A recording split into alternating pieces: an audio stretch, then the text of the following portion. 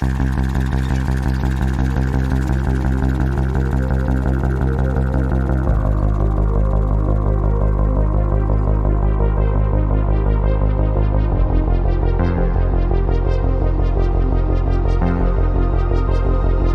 and welcome to the Movies That Made Us Do It. Me and Matt are back. How are you doing, Matt? I'm pretty good, so yourself? Yeah, pretty good. We had a break last week. It's getting harder and harder to find new films to watch, to be perfectly honest. I've managed to watch a couple, so I got some things to talk about. I assume you have too. I have. What have you been watching? So I'll start with The Wretched. I was very close to seeing The Wretched. It was one of the choices, and I didn't go for it. Yeah. I'm kind of glad now because we've got more to cover. Tell me about The Wretched. The synopsis sounded interesting. So it stars John Paul Howard, Piper Curda, and Jameson Jones, and Zara Mowler, and it's directed by Brett Pearson. Yeah, I'm not sure what else he's done actually. No, I'm not entirely sure. Yeah, it doesn't look like he's done an awful lot. Anyway, so it basically starts off with, well, first of all, you get like a brief thing that happens in the 80s where you see that, but then the sort of actual story gets started with about a teenage boy who is going to see he's going to move in with his father for, I'm not sure whether it's just the summer or whether it's like permanently, but his parents are breaking up, and so he's going to a new place, and he obviously not happy about it, and this his dad works at this sort of marina, and he gets this job there, and the next door neighbors have got I think they're there for the summer. It's like a summer rental, and there's a sort of a mum and dad and two kids, right? And the mum finds a deer in the forest and takes it sort of home to sort of. No, I think they hit it with a car, actually. Oh, okay. I was going to say, I assume it was an injured deer. I think they hit it with a car and they take it home, and she's like, oh, my dad used to like gut these things when we were kids and stuff, so I can do it, sort of thing. Mm-hmm. And basically from there, sort of like obviously she doesn't do it very well, but they leave it anyway, and something crawls out of it at night. Nice. And from there, you get this sort of. It almost for a bit it feels like Fright Night. Oh, lovely. Well, I love Fright Night, so yeah, you've got the sort of like, you know, the kid watching the next door neighbors, and you know, seeing the something going on and not quite sure what's happening, and right. As the sort of story unfolds, he basically finds out that it's this sort of this 1,000-year-old witch who makes people forget their children and then feasts on them. Awesome. And it really, really enjoyable. I really, really liked it. It's obviously it reminds me of a lot of other sort of like the similar sort of premise movies. Sure, it sounds very almost 80s in its exactly. Sort of, you know, the kid sees things going on, the parents don't necessarily believe them, that kind of thing. It was done quite a lot back then. But I love those kind of movies, so I love Fright Night. So a really nicely done one as well. It even though it's like, you know, it's got that sort of feel to it, it doesn't feel that sort of dated. It's obviously sort of like feels like a modern version, so there's none of that. Even though you get the brief 80s thing at the beginning, it doesn't sort of allow that. The main actor, the main kid, I've never seen him before, but I thought he was really good. He carried it quite well, and it's obviously done with quite a small budget, but I think what they do with it is really good. And the sounds of the witch, because she basically inhabits the skin of the mother, I think, which that's not really giving anything away, but sure. She inhabits the skin of the next door's mother, and the sound effects for her are like she's really crunchy when she moves. Oh, nice. And it's really sort of like horrible sounding like movements and things, like bone crunching. Yeah, proper bone crunching sort of sound effects, and the actual some of the sort of like, not exactly, because it's not gory or anything like that, not terribly gory. There are some there's gore, and sort of there are some sort of nasty effects, but but it was not overly used, but really well done what they do use, and I really enjoyed it. I thought it was a really well done movie, and it's on, I think it's basically pay as you sort of go sort of thing. It's available to rent on, I think, Amazon, YouTube, most places. Yeah, and I really, really enjoyed it. If you want a really good sort of solid horror, that's definitely, I would go for that. It's really good. It was one of the ones in my list. I wanted to cut. I caught a film last weekend. I caught a film this weekend. And both times I was like, oh, I might watch The Wretched, but I didn't, and I'm kind of glad I didn't now because we've got some different things to talk about. Yeah, like I said, it certainly sort of reminded me of other movies, but I don't think not to its detriment. It wasn't sort of like, sure. I mean, everything's inspired, isn't it? I'd rather be watching that than this. It was more of a, oh well, that's fine. That's cool. It was different enough that I didn't care. It was a nice little thing, and also it was nice to see one of these movies that actually I think works and wasn't boring. Like I think I've seen a few similar sort of movies in the last couple of years, and most of those have I don't think held up as well as I think this one did. Okay. So, I would highly recommend it. It was definitely one I wanted to check out, and I definitely will now with your recommendation. Yeah. Sticking with the I guess lower budget movies, I watched Sea Fever last weekend. Okay. Which I really, really enjoyed. It's a kind of science fiction sort of horror thriller by Nisa Hardiman, who I don't know what else she's directed. This might be certainly the first film of her theirs that I've seen. Like she's done some Jessica Jones. Oh, did she? Okay, so I've seen some. Probably saw some of her Jessica Jones episodes, but for a debut movie, at least as far as I know, this was tremendous. It stars Connie Nielsen, Hermione Corfield, and Doug Ray Scott, and it follows a crew on a marooned fishing trawler, and they're basically Connie Nielsen plays a character called Freya, and she's like a scientist studying behavioral patterns and in like marine life. Right. And basically she purchases her place aboard this fishing trawler. It's like 6-man crew fishing trawler, and it's kind of funny at first. You kind of get to know all of the crew, and they're very certainly the skipper and the first mate are very, very old-timey seafaring paranoid. Like they're freaked out that she's got ginger hair and that she swims and everything like that, because also she wanted to dive. That was one of the reasons she was going, is that she needed to dive to study the patterns of this specific, I can't even remember what she was studying now because it was a week ago, but she was looking for some marine biology, and she was going to be diving to study the behavioral patterns. Yeah, I've seen the trailer for this. I have seen the trailer for this one. Okay. So they set off and are immediately warned by the Coast Guard that there is an exclusion zone, which they probably shouldn't go near. But unbeknownst to the rest of the crew, the skipper does take them to the exclusion zone, where they find themselves stranded. And that's kind of where the movie really kicks off. They find that they can't move the ship. They're kind of stuck on something. And it looks like barnacles at first, but when Freya goes down to investigate, she dives into the water. She can see that it's a load of different sort of tentacles that have held on to the trawler. And at first they think it's numerous creatures, and then they realize that it's probably just one creature that Freya suspects is confused them for a whale. So she thinks that it may have confused them for a whale, and that's why it's latched onto them. And basically it goes from there. It's I think it's been unfairly, certainly on the poster, it unfairly says that it's like The Thing and The Abyss.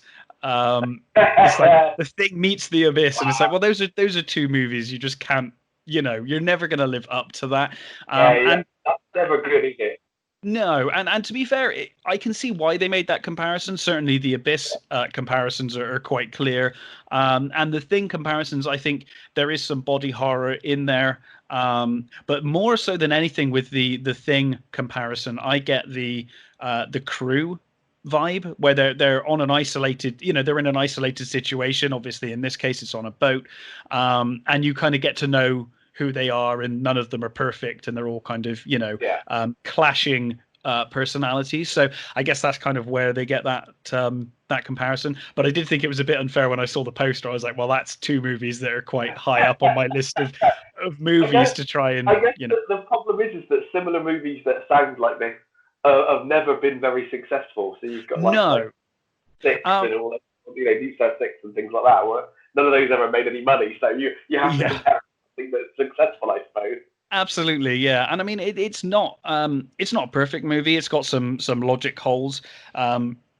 They basically discover that this thing can infect them through their blood, so any open wounds or anything like that. But what they seem to ignore is that at times you have people in the ocean with their eyes open and things like that, and you think, well, sure, if it can get in your blood, it can get in your eyes, and But nitpicking aside, I thought this was a really fun creature feature, for want of a better word. Really good fun. It's got some nice gory moments in it. I would fall short of calling it a horror film, personally. I think sci-fi thriller with horror elements is where I'd put it. But a really fun film. I was pleasantly surprised and impressed. It's clearly, like I said, it's a lower budget movie. Not sure how much they spent on it, but a really fun film, really well acted, and some really nice characters and some really horrible characters that you kind of get to know along the way. And nice to see Connie Nielsen sort of in a starring role, because she does a lot of. She's fantastic. Popping up in things, doesn't she? I mean, she's she's tremendous. Mom, as it were, and I think is what she's most famous for at the moment. But she's a really good actress, so I'm glad to see her in something. The actual Hermione Corfield, the woman in that, she's in a series that I started watching this week, actually, called We Hunt Together. Okay, is she good in it? Because she's tremendous in this. So far, I've only seen the first, I think, 2 episodes. And so far, she's the best thing in it. She was really good in this. She's the only thing that's making me keep wanting to watch it so far. So that's, excuse me. That's quite right. So I really highly recommend Sea Fever. A great little science fiction movie. Really fun. That's a to-order one movie, yes. It is, yes. I think it only cost me about £1 or £2 though, so it wasn't an expensive rental. So have you watched anything else? I have. Well, I'll go for Upload first, because it's not a film but a TV series, which was released on Amazon this week. And it stars Robbie Amell, who is the brother of the guy who plays Arrow. Okay. He played Firestar in. Stephen Amell, isn't it? That's his name. Yes. Yeah, Stephen. That's right. He played not Firestar. Is it Firestar? Anyway, he played someone else in one of those movies. Anyway, Andy Allo, and they are. So it's basically. Robbie Amell is I think it's slightly in. Yeah, it's basically sort of slightly in the future. When people die, they can have the option to be downloaded into sort of like resorts and things for people. There's this big sort of like shiny resort that people go to, and Robbie Amell's character is this sort of he's a computer programmer, I think he is, or he's a software developer. Okay. And him and his partner are working on something that will make it cheaper or free to sort of go to one of these places, because they're like really expensive elite things. And on the way home one evening after he's seen his girlfriend, his smart car that he's in basically fails to notice a parked garbage truck, as it were, and smashes straight into it. Mm-hmm. And then he's sort of taken to hospital where his girlfriend basically talks him into signing a download thing instead of saving him his life. Right. Yeah. So, like this, go into this thing and go there. You'll be better. You won't survive this. So he goes and basically he's in there in this uploaded sort of, it's like a massive sort of hotel resort sort of thing. With all it's like a fake paradise, isn't it? Yeah, it's a big fake paradise. And Andy Allo's character is it plays Nora, who's what they call them angels, which is basically tech support. Okay. So if you're having you want to ask something or something, you basically shout angel, and they sort of come in their avatar and they talk to you and stuff like that. Right. Sure. As the sort of series goes along, you find out that he's got sort of a couple of missing memories. Right. And it looks like he might have been murdered. Okay. I saw the trailer for this one, and it looked really funny. The trailer actually made me laugh. And I wasn't sure because he didn't look like he was terminal when he went in the trailer. But yes, exactly. He looks. I mean, he's pretty banged up, but sure. Obviously that this is all part of the sort of story. I don't want to sort of give too much away or anything. No. It sort of reminded me of a number of other sort of like little things. Like, have you seen the San Bernardino Black Mirror episode? Yes, yeah. Which is probably one of, if not my favourite, then one of my favourite Black Mirror episodes. It's up there for me, yeah. It does not quite have that. It kind of has that feel to it, but it's a lot more comedy sort of based. So, and it was it is really genuinely funny. And Robbie Amell is a surprisingly charming lead. Wow. Well, that's good. Yeah, it's a lovely little sort of like love story develops between him and his angel sort of thing. Right. Sort of like she's this sort of like poor, living in this terrible apartment, sort of with a sort of dying father and all sort of thing, and they sort of have this bond. And his actual girlfriend is this horrible, like rich sort of. You're not quite sure why he's not sure why he's still with her sort of thing. Sure. But it's really charming and really funny, and I really enjoyed it. I watched the whole sort of first season, and I really like to sort of obviously it ends with it more to come sort of thing. So hopefully it will get another season. It looked really funny. I was meaning to check this one out actually, so I'm glad it's good. It really is. It's like 11 episodes and they're sort of like half hours. So it moves along at a really good pace, and you've got some nice little sort of like side characters, like the sort of the small boy who's he's 12. Mm-hmm. His body's 12. He died when he jumped through the glass floor of the Grand Canyon. apparently dabbing on the way down. Right. But now he's an 18-year-old boy in this 12-year-old's body, and he's like constantly wants to sort of like have an older boy. And there's a really nice episode where they sort of go to this sort of thing, and he does. They go to this like the black market area on the net to sort of find some stuff, and there's a really nice story with him in that. And then there's another guy who sort of becomes his best mate, as it were, who's a sort of like an ex-soldier who had his legs blown off in the war sort of thing, and now he's happy because he's got his legs back and stuff like that. Ah.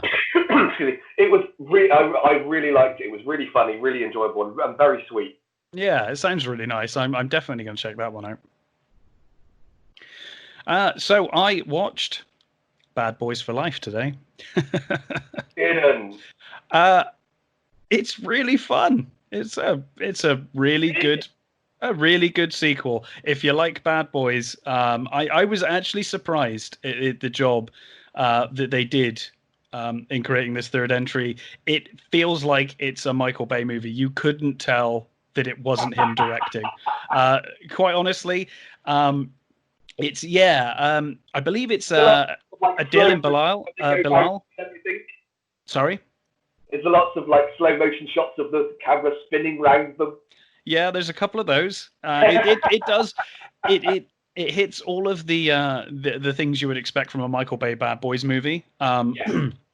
It was I think during this lockdown, it's just been nice to have some silly fun every now and again, and I can completely see that. yeah, and this movie really was that. So basically, it follows a character called Isabel, who's the widow of a cartel kingpin. And she basically escapes from prison with the aid of her son, Armando. And Isabel then sends Armando to Miami, tasking him with recovering his father's fortune, which I think they kept out at sea or something. And so he gets the fortune back that was hidden prior to his imprisonment. And then he sets about assassinating the people responsible for his father's arrest and death in prison. So Isabella, demands that Armando kills Detective Mike Lowry last, because for reasons of course, for reasons that will come out throughout the movie. I thought it was absolutely great fun. It feels like a Bad Boys 3. It feels like it could have been made, almost immediately after Bad Boys 2. Will Smith and Martin Lawrence fit straight back into their respective roles absolutely perfectly. Joe Pantoliano, is it Pantalonia? Yes, yeah. He's back as the captain, and I loved him as the captain in the previous Bad Boys movie, so it's great to see him back here. It's really good fun, and things that you think would really annoy you in the movie, like obviously they're older now, and there's a lot of jokes about, basically they're talking about retiring, and Martin Lawrence's character is actively trying to retire, whilst Will Smith's character is actively trying to continue as he was, and he's trying to be 25 years old still, whilst Martin Lawrence is like got grandkids now, and all of that kind of stuff. It's they fit back into that role, those roles really well, and they introduce a new team called Ammo. I forget what the acronym stands for, but it was just a cool name, I guess, and then they worked out afterwards. They are basically like the new kids on the block, and they're run by an ex of Mike Lowry's, obviously, but it's like a team of young kids, and you kind of at first you're like, oh god, they're gonna just be that, it's going to be those jokes the whole way through, the old jokes, and they're just going to be really irritating. By the end of the movie, I actually really like this team, and they actually work really well in the story. So the things that you kind of assume are going to be annoying at first actually aren't. And yeah, I mean, it's just like an adrenaline fueled ride, take your brain out and have some fun. Some great action set pieces, incredible chase scenes. And surprisingly gory in about 3 places. I was like, wow, this is gory for, I mean, I don't remember the other Bad Boys movies being terribly gory. Such a long time since I've seen the Bad Boys movies. Yeah. I must admit, I never, because those movies are massively beloved. I really like the first. I wasn't so keen on the second, to be honest. Same here. But it seems to be the general consensus is the second one seems to be better. I think the second one is more ridiculous, and I guess if that's what you're after, maybe that's what it is. Maybe more people like the massive over the topness of the second one. Yeah, see that I was less keen on personally. I think I concur with that. Yeah, I think the first one for me was the one that I remember the most. Yeah, fondly. Having said that, I still only. I mean, like I said, it's been a long time since I've seen them. So it's been a long time for me too. But it was fun. It was fun catching back up with these characters. As I said about 5 million times on this show and the movie show, I love buddy cop movies, so it's a soft spot of mine. So it scratched that itch, and it was really good fun. Oh, that's good. I'm glad about that. Yeah, it's always nice because when you get people going back to these characters so many years after the last film, and they're going back, it almost reeks of desperation, and you just start worrying and thinking, oh no, it's just going to be awful. It's an awful cash grab. But not in this case. It's really done with love. I think it's Adil and Bilal who directed this. Right. And tremendous work. Really is. I mean, in terms of nailing Michael Bay's style, it could have been a Michael Bay movie. Take that however you want, but Yeah. Well, I mean, if it's early Michael Bay, then fine. Yeah, exactly. And Michael Bay, when he's given the right thing, is fine, isn't he? So absolutely. I mean, that is it the 24-hour one? 24 hours. That I think that was the last one that I watched of his that I really enjoyed. the last one I saw of his that I liked was Pain and Gain. I thought was really good. Still. Yeah, I mean that's based on a true story, and I think it just so happened that Michael Bay found a true story about people that are as stupid as him and his characters, and the sort of things he likes to do in a movie. He found that in real life, and it was like, wow, okay. So I think that worked quite well. But yeah, really good fun. So what else have you been watching? So I watched The Lovebirds, which it came out on Netflix, I think this week or last week. I think maybe.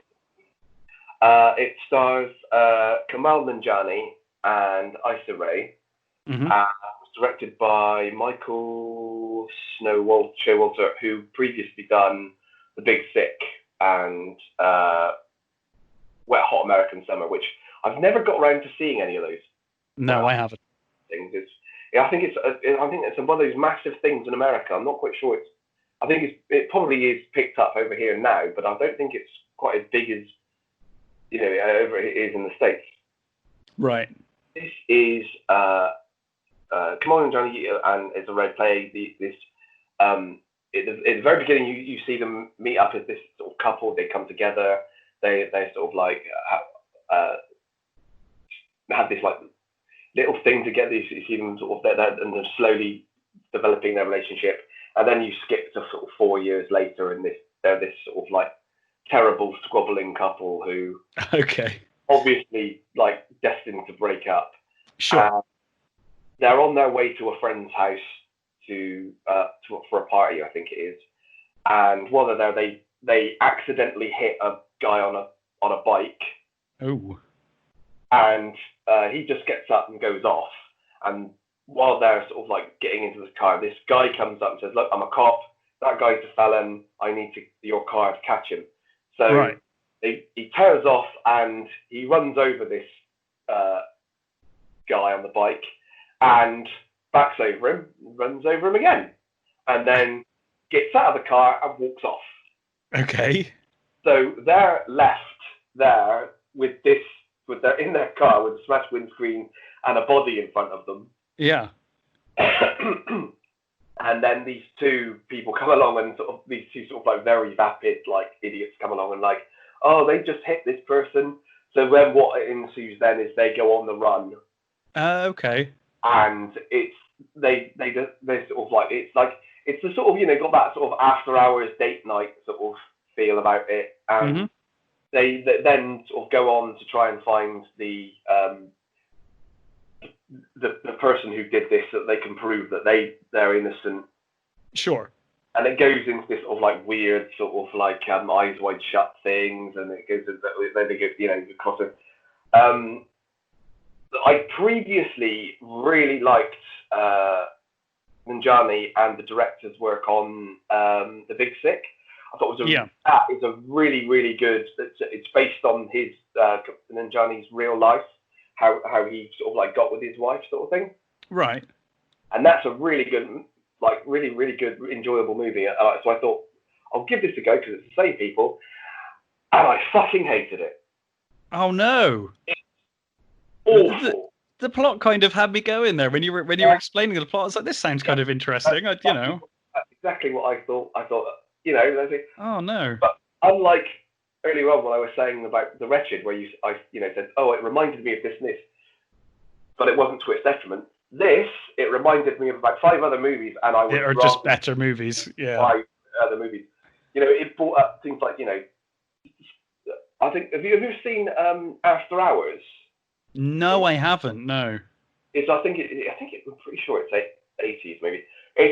That movie is weird and brilliant and sure and so much better than this. And Game Night. Game Night was a couple of years ago now. That was fantastic. Yeah. This was terrible. I think that the leads had very little chemistry together. I didn't for a minute buy them as this sort of couple who were falling apart. It was the jokes fell flat. There was, there were no sort of side characters to bring it up. There was like, they weren't really like with all those other movies. They bump into people that are like weird and interesting, or they have little quirks. There was one character. Well, there's a couple that they get involved with, who's like a senator and his wife. They were sort of vaguely interesting, but they weren't developed enough to sort of like make you give a crap. Yeah. And it was. Oh man, I think I probably laughed about twice. Well, that's a real shame. I was kind of sold when you told me the. Well, that's it. I thought, oh, I could do with a. On paper, this works. as a premise, at least. I thought I could do with a really good comedy, and this really wasn't it. I thought it was just terrible. Wow, that's a real shame. So disappointed. I would not at all, in any shape or form, recommend this movie. It was so fucking dull. Well, that's good, because I don't currently have Netflix anyway, so no loss there. I mean, I'd highly recommend The Big Sick, the previous work by the director and the main star. I thought that was really good and really funny. This one was, and this was supposedly this was due for a cinema release. Oh wow! And I thought, wow. I mean, and it's really cheap as well. I mean, that's what most of the things we've seen, are low budget. But this was not good. I really hated it. Not funny. Wow. That's a shame. Like I said, at least on paper, it sounded like that was going to be quite fun. Yeah, not good. So, have you seen anything else? I have. I saw 21 Bridges. Oh yeah, I was meaning to see that one as well. What is that like? Now that is a genuinely good movie. Excellent. So it's Chadwick Boseman, Sienna Miller, J.K. Simmons, Taylor Kitsch, Keith David. It's really, really good cast. It's directed by Brian Kirk, who had previously done sort of some Game of Thrones and Luther. And okay. So quite high profile series. Yeah, and it was produced by the Russo brothers, so it's got pretty high caliber. And I mean, it's been out for it's a while now. It's been I think it's a year old sort of movie. But so basically, what happens is these two crooks who they go to rip off this place for some drugs, but when they get there, there's more drugs than they anticipated, and a load of coppers turn up, and there's a gunfight ensues, and they end up killing like 8 coppers. Okay.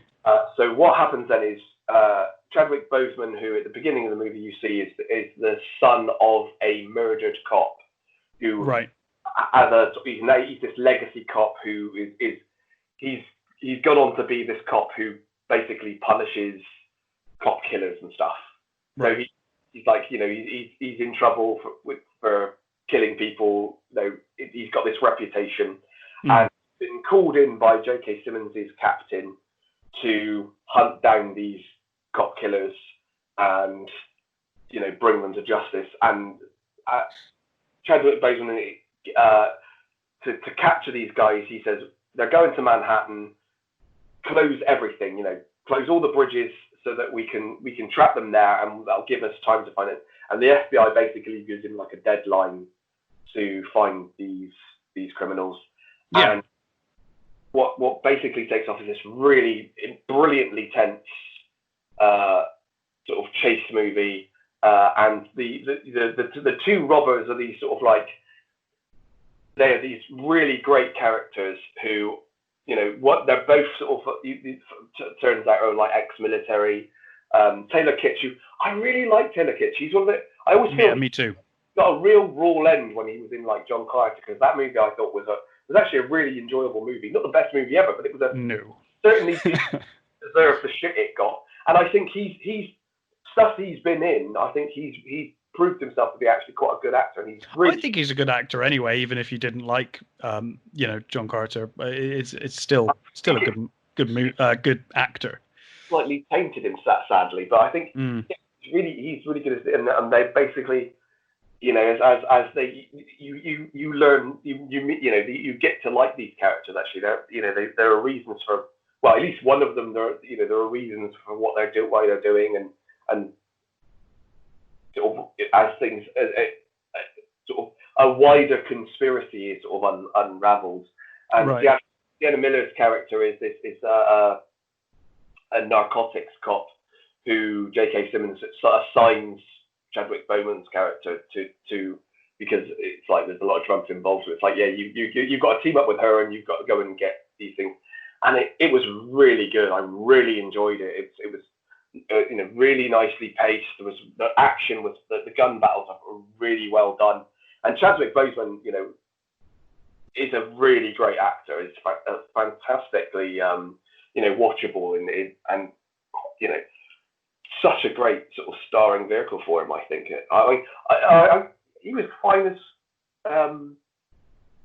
Black Panther, but those movies, that movie, I don't think showed him off to his best. No, I think he's fine in the role, but yeah, I agree. I saw another movie with him years ago now. I think it was a movie that was made long before Black Panther, or maybe like a couple of years before, and then they released it after Black Panther. And he was great in that. He was playing I think he was playing a detective or something. My mind is quite vague on it now, but I remember him being great in it, and I think he is a great actor. Like you said, I don't think that Black Panther is necessarily, I mean, he's great in that role, but I don't think it necessarily is his, best role. I think there's more to see. I think so too. So you recommend this one? I would. It's really good. If it's a really good tense cop movie, really well made, really well choreographed action scenes. Great. I would highly recommend. It's on my list. I might actually watch that one later today, because I was close to watching that before today. So much like the Wretched, you've picked two films there that I was very close to watching myself. Well, I'll look into the Sea Fever, because I thought I liked the trailer for that. So. It's I really enjoyed it. Really fun. Like I said, it's a lower budget movie, but I think as a creature feature, I thought it was fantastic. Really good fun. Yeah, it ticked all the boxes for me anyway. So, have you seen anything else? I did see I've seen the first half of the Space Force series. Okay, how was that? That I watched after I watched that Lovebirds. Yes. And I laughed more in the first 5 minutes of that movie. Good. The first episode than I did in the entirety of the movie. So I don't know whether you've seen the trailers for this. Yeah, I have. Yeah. It looks good. It does look fun. Steve Carell is basically gets to be finally gets his 4-star general thing that he's always wanted, but it's to lead the Space Force, which apparently is a thing that Trump tweeted once or something. He did, yeah, he did. But they've taken this premise and they ran with it. Yeah. Taking it to its logical conclusion. Yeah, so they're obviously they're now this sort of the military's biggest joke. Sure. And John Malkovich, who's this amazing he's like their head scientist. I love John Malkovich. He's so good in this as well. John Malkovich is good at anything. He is. Even when he's like I can't remember what's that film where he's doing that like massively over the top Russian accent. No, I can't think myself now. I know what you mean though. Yeah. Yeah. Even when he's doing that sort of stuff, he completely brings up a movie. So he's fantastic. It's this sort of like, oh God, I've got to work for this like idiot general, and they play off each other so well. It was really funny. So like I said, I haven't seen all of it yet. I've only seen half the thing. I've always really good. I've always really enjoyed Steve Carell as well. Yeah, the only thing I will say about Steve Carell is he's doing this voice for the general. It's like, so he's obviously sort of like trying to sort of be a gruff, general, but at times it slightly verges on Gru. Okay. Yeah, he keeps sort of like just picking up slightly on Gru certain things he does, and you think, oh no, just slightly taking me out of it a bit, but it's fine. It's only slight. It's just a very sort of thing. and it's not bad. It's good. And there's the last episode I watched was they have like they're they're trying to get contracts out for these space suit exoskeletons, and they have war games with the Air Force. Mm-hmm. And so they get these brilliant like war games things where they've got like these suits that will walk them back when they're casualties. Right. And they've got like these balloons on them, and the idea is basically they get given like BB guns to shoot at each other, and for close combat they get nail scissors. It's a really fun little thing. I really enjoyed it. It's brilliantly done. I thought it was very funny. That's good. I'm so glad I watched it. Oh well, yeah. I will check that out at some point. I highly recommend Space Force. It was really funny, and also Lisa Kudrow, who only seems to be so far only in a small part as his wife, but you know she's another person I always brings things up as well. Really great cast, really funny so far. Oh, great. Well, I'll definitely be checking that out. So, yeah, I've not watched anything else new. I've been raiding my old anime collection mostly recently. As I said, I started off with Berserk last time we talked. I think since then I've gone through all of Cowboy Bebop, and I just finished rewatching Hellsing. Cool. Yeah, and I actually had a question for you because I have never bothered watching it, but apparently it's quite good. Have you watched Hellsing Ultimate? I haven't, no. No, I haven't, and I'm really tempted to pick it up now because I keep hearing that it's actually quite good, and I never bothered. I watched the original series and I never watched Ultimate, but apparently it's quite good. Does Hellsing end on a cliffhanger as well? No. That's tough. I can't remember. It's been a while since I've seen it. It ends in like a big battle-y thing. No, I'm pretty sure it doesn't end on a cliffhanger.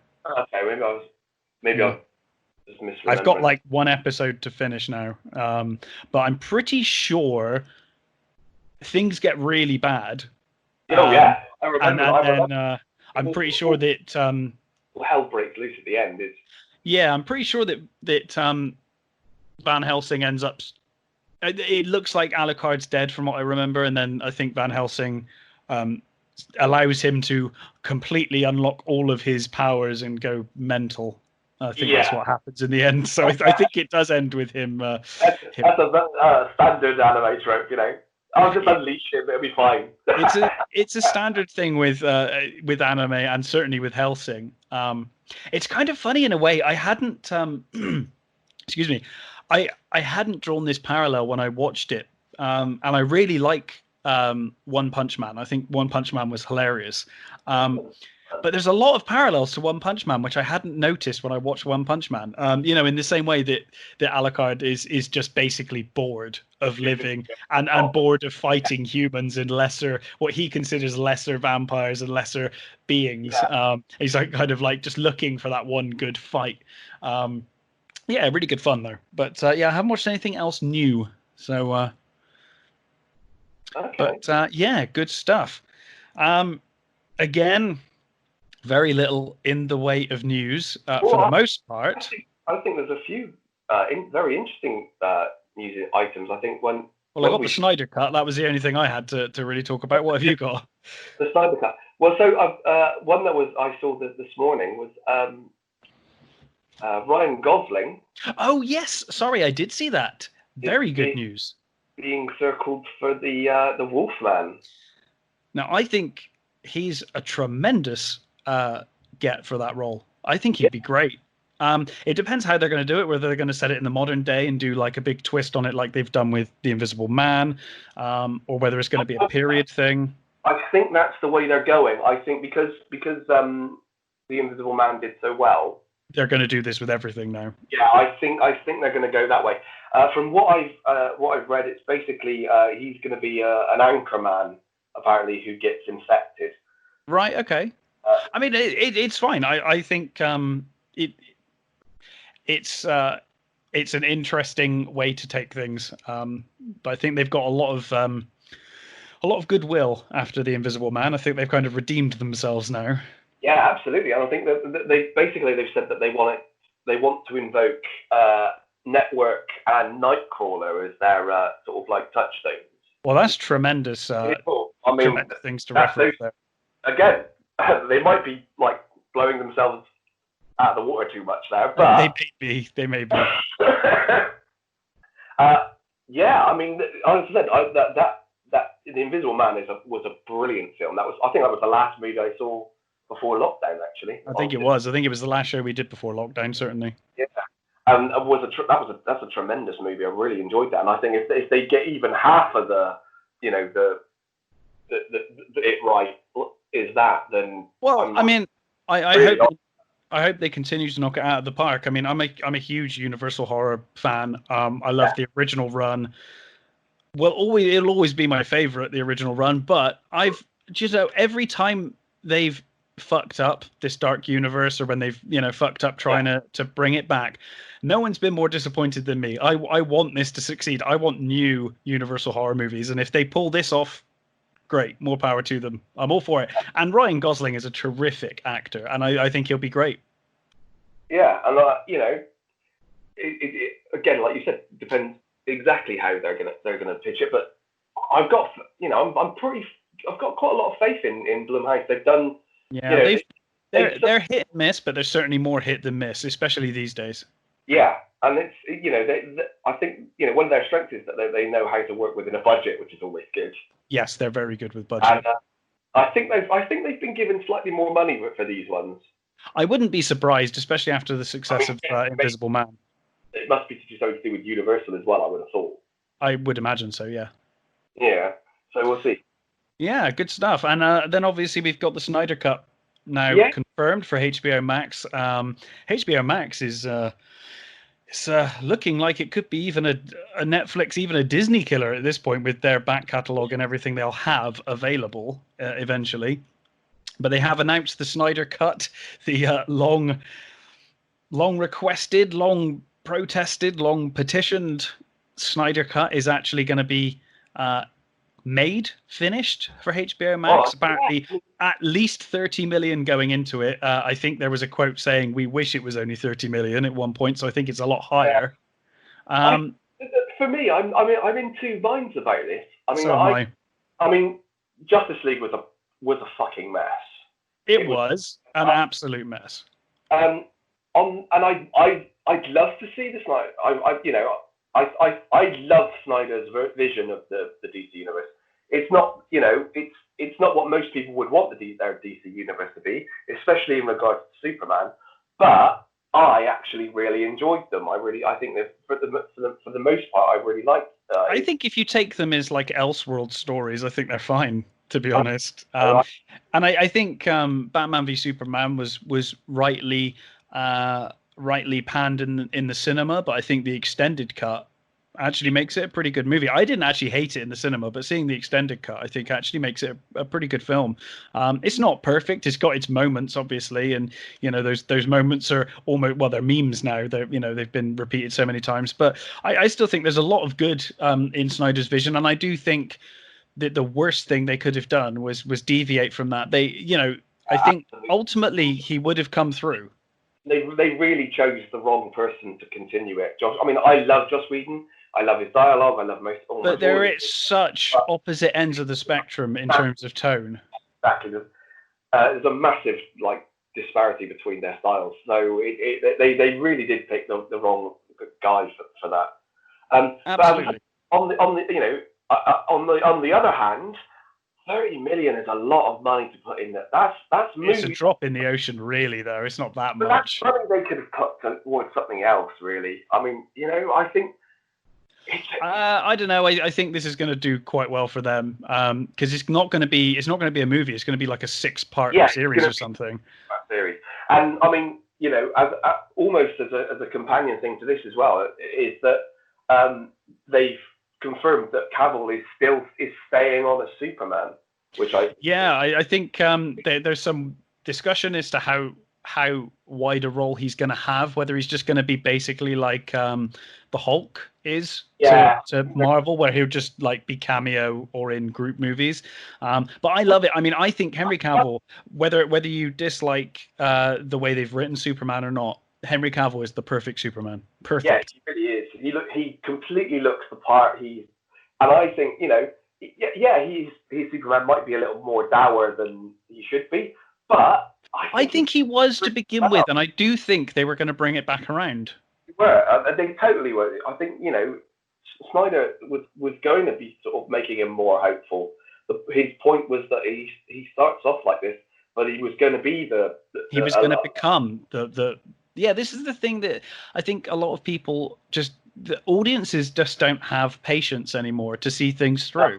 I think there was a character arc building there, and I think it would have ended up with him becoming the Superman that we know and love or hate, depending on your opinion of Superman. But I do think he was moving in that direction, and I think it got cut off too soon. The most interesting thing for me is where they're going to go from here. Once this is in there, is going to be like, so is this now the new norm? Is this the correct reality, or is this just another side project? I mean, DC movies and series are so splintered and messed up in terms of continuity. I don't know where I am anyway. But it's kind of interesting because then it's like, well, if Cavill's staying around, does that mean that I guess Ben Affleck's still Batman in some circumstances and in others? And no, I mean that's. Obviously they're going to be brought back to do dialogue for the Snyder Cut, aren't they? They're going to be. Well, I think they might be on screen for some of it as well. And it's obviously, I don't think his Superman is going to be compatible with the new Batman. No, well, the new Batman is clearly separate anyway, and I think that's fine. So you've seen Shazam? Have you seen Shazam? No, I still haven't seen Shazam. Actually, I have to do that soon. Well, there's. I know about the cameo. That's okay. It's all news to me. I think that ended up leaked somewhere or something. Yeah. So yeah, I know, I'm aware of that. They use the suit, but not the man. Yeah, you don't actually see him. You just see see his torso, as it were. Sure. So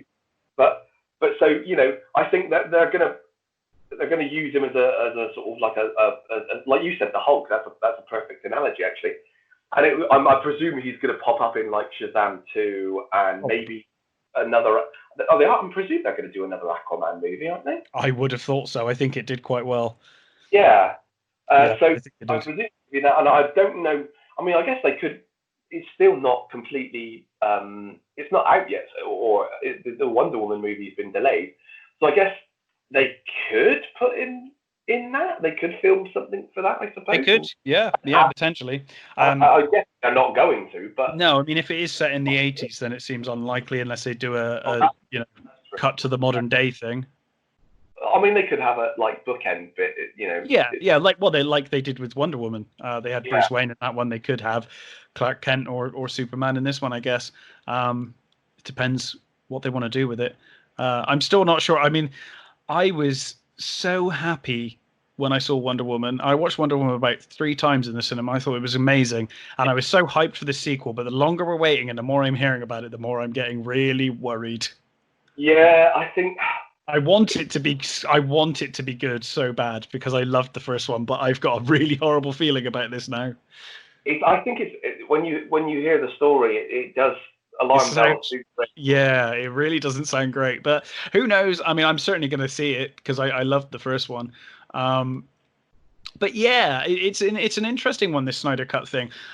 It's going to be interesting to see fan reaction as well, because I mean, you and I both liked probably more of Snyder's vision for the DC universe than most people. But I think we're still kind of like, we'll still call bullshit where we see it. And I'm kind of curious to see, after all of this time and all of this petitioning, if Snyder does create a 6-part turd, are people going to be honest enough to be like, oh, actually that was crap? Or is everyone just going to sing its praises regardless of what it is now? It's just like, wow, it's here, it's amazing, it's the best thing ever.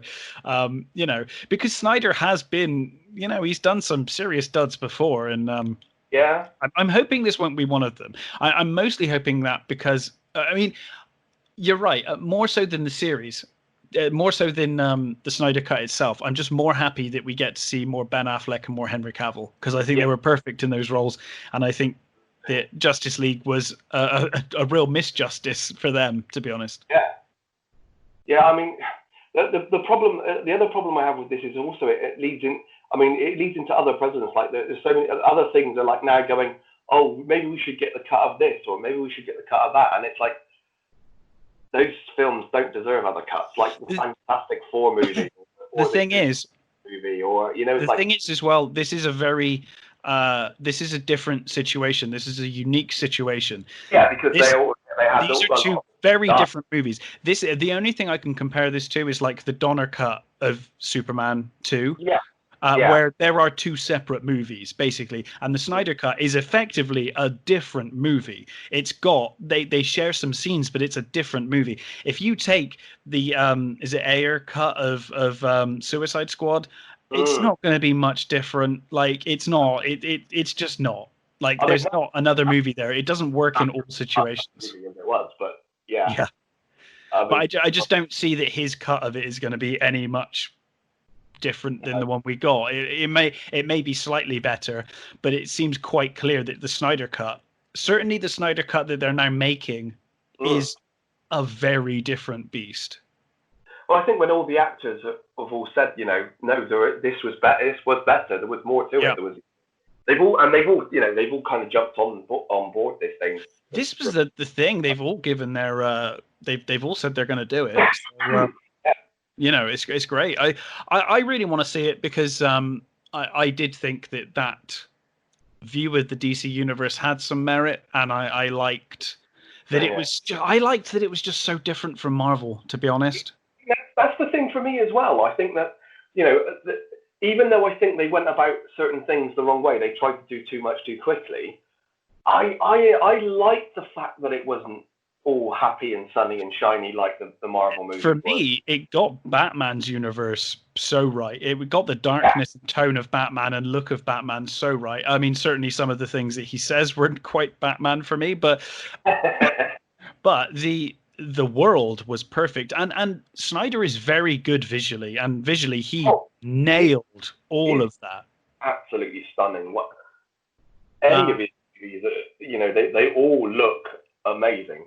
Yeah, absolutely, and I think he's very good with that, and I think his world was interesting enough that I want to see his cut. I wanted to see his cut anyway, and I think the way that the studio swooped in after what happened was pretty disgraceful, to be honest with you. God, that was awful. So I'm I think that kind of proves, if anything, that they kind of wanted rid of him anyway.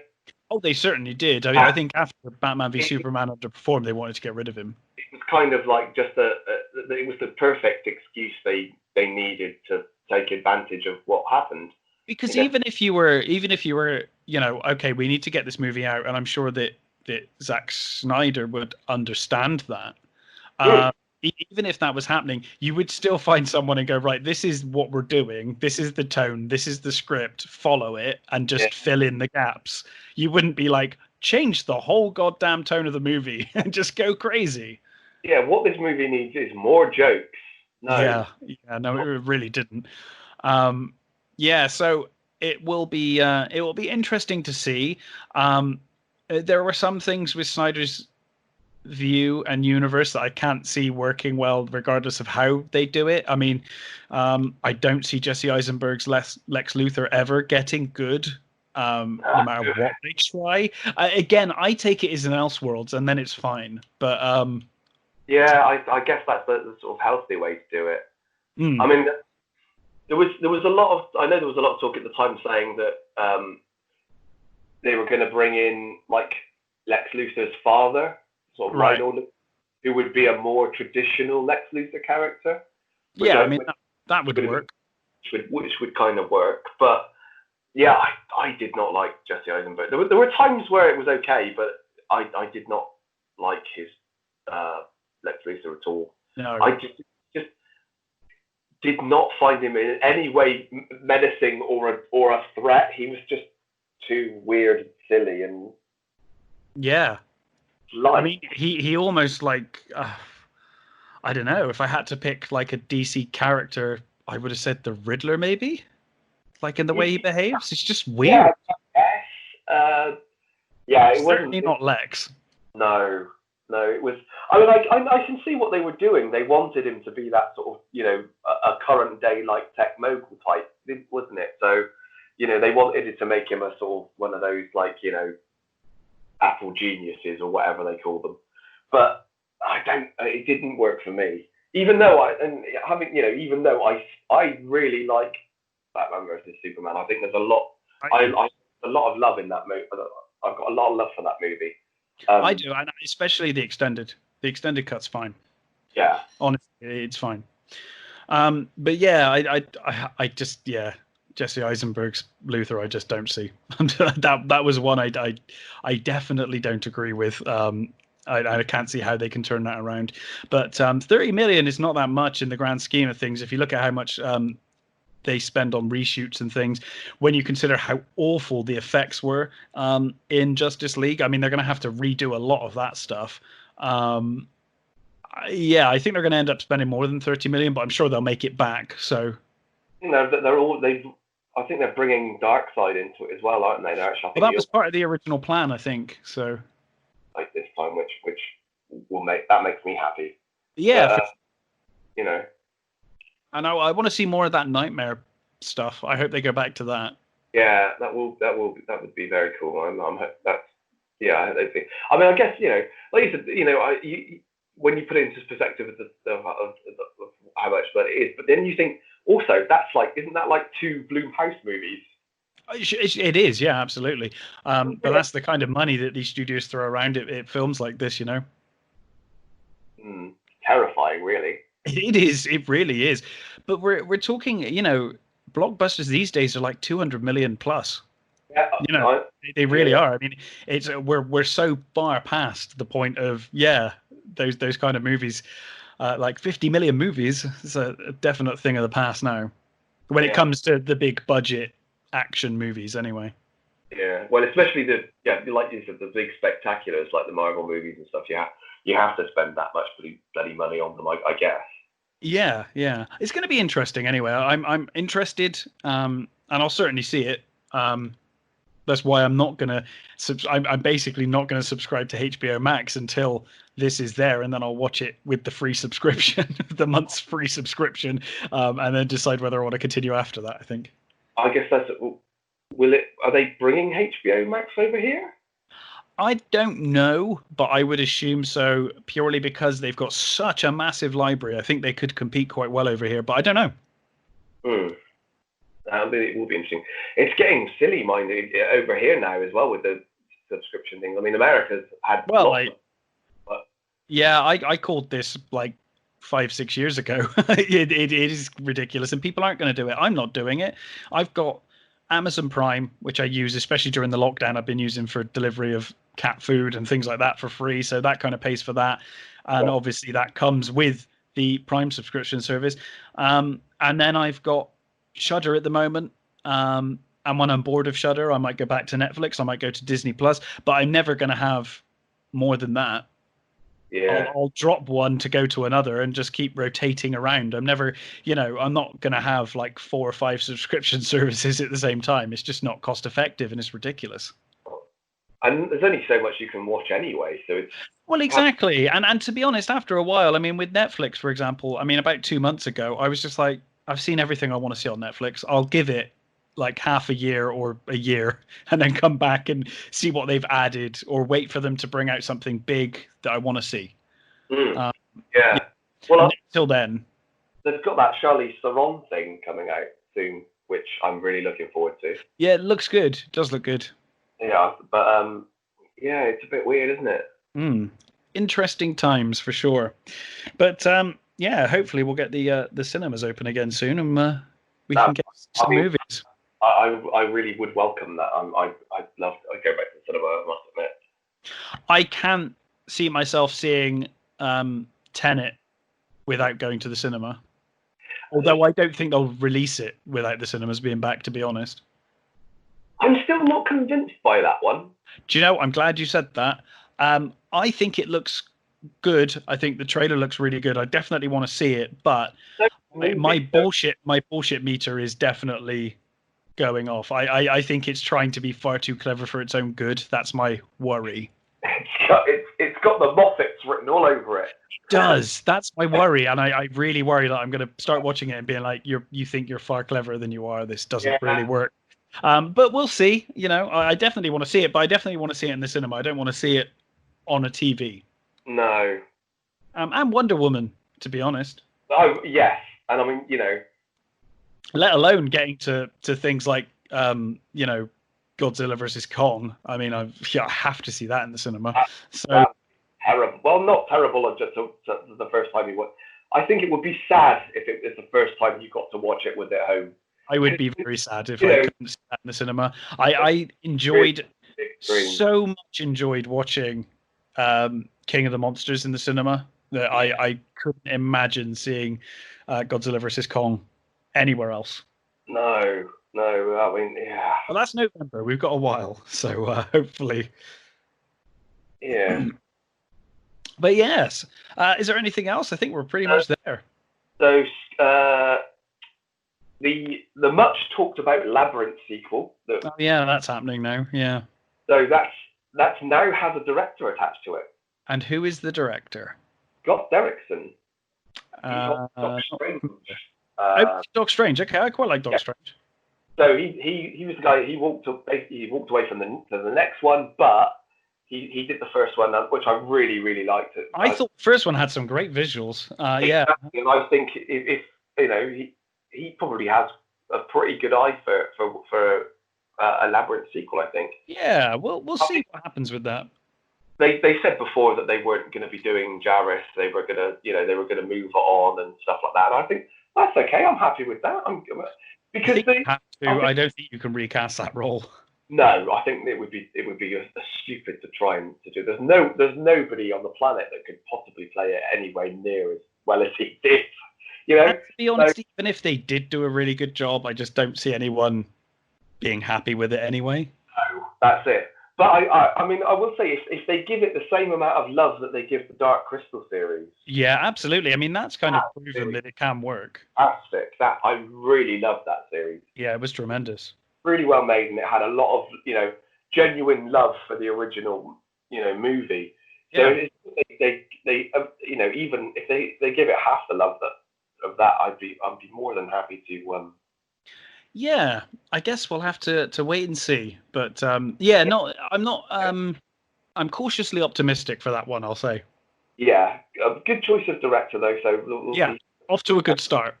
How that goes. I think just have a quick scan through, see if there was anything else.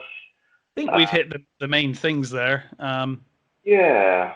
Most sites are just talking nonsense.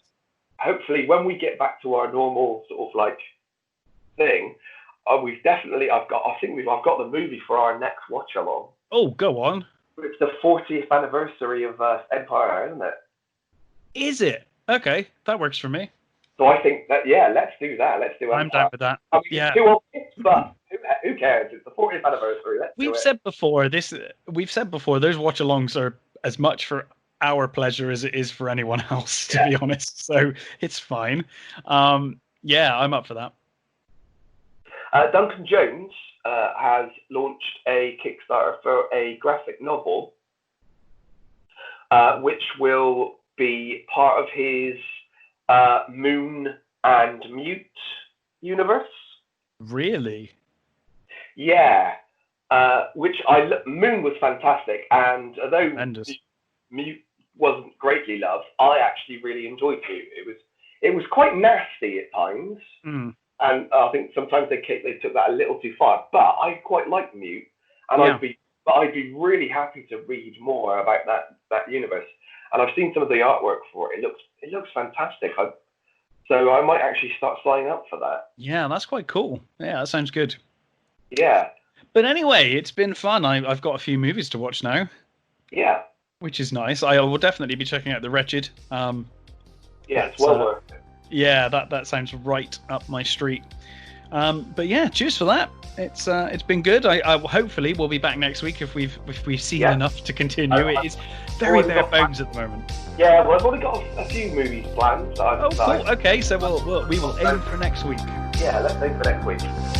Cool, man. Well, thank you very much, and thanks for listening, everybody. We'll catch you next time. Bye.